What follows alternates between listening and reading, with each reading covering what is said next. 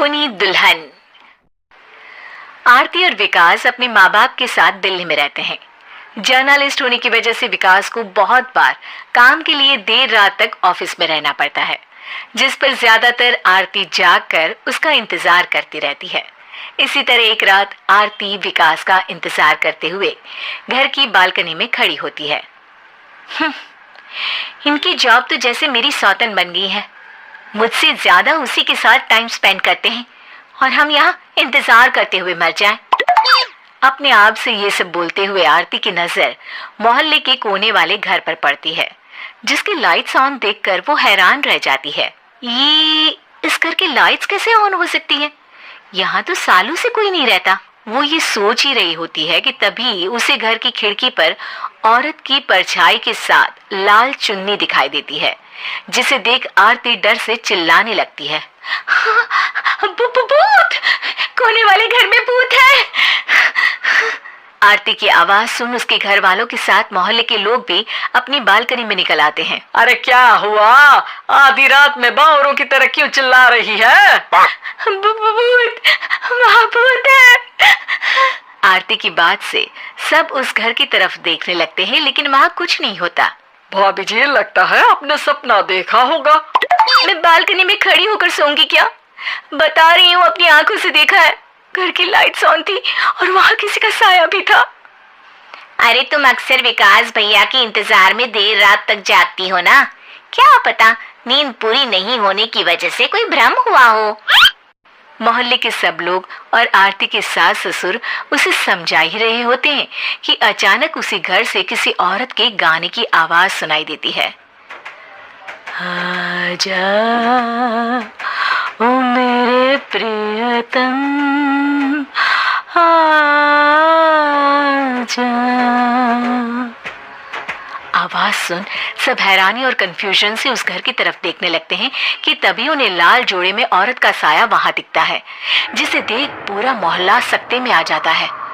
अरे ये तो कोई दुल्हन है। अरे नहीं नहीं, भूत नहीं है। अरे फिर तो पक्का तेरी दुल्हन है। अरे नहीं नहीं, वो तो मायके गई है।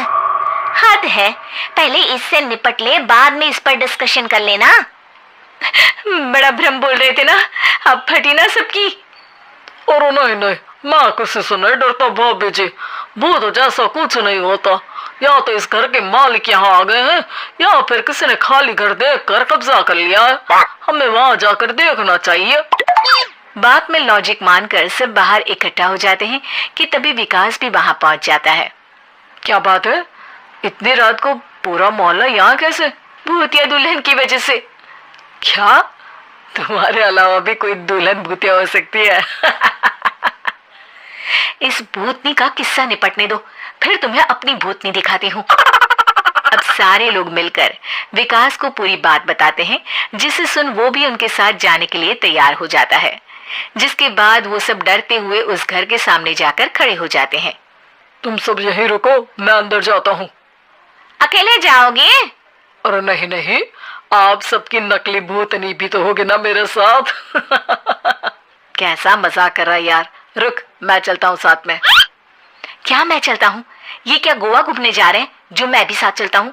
कहीं नहीं जाओगे तुम, यहीं मेरे पास खड़े रहो। बहू सिचुएशन समझो। हाँ, घर जाकर सुना लेना।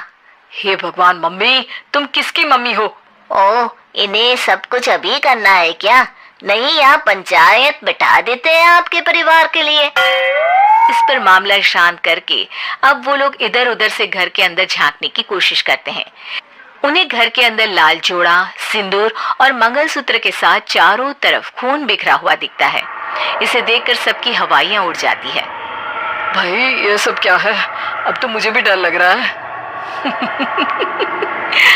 आ गए मरने, अब तुम्हें मुझसे कौन बचाएगा? उस नजारे के साथ सोने पर सुहागे की तरह भूतनी की आवाज सुन वो सब तुरंत वहां से भाग खड़े होते हैं। ये सब क्या था? अब हम क्या करेंगे? हमारे मोहल्ले में भूतनी आ गई जो सबको मारना चाहती है। ओ भाभी जी, मैं फिर बोल रहा हूँ, भूतनी जैसा कुछ नहीं होता। मुझे तो पक्का यकीन है कि यहाँ किसी गलत इंसान ने गलत काम करने के लिए कब्जा कर लिया है और लोगों को घर से दूर रखने के लिए ये सब कर रहा है। तुम इतने यकीन के साथ कैसे बोल सकते हो? फिल्मों में ऐसे ही तो दिखाते हैं। हे भगवान, ये फिल्म नहीं, ये रियल लाइफ है।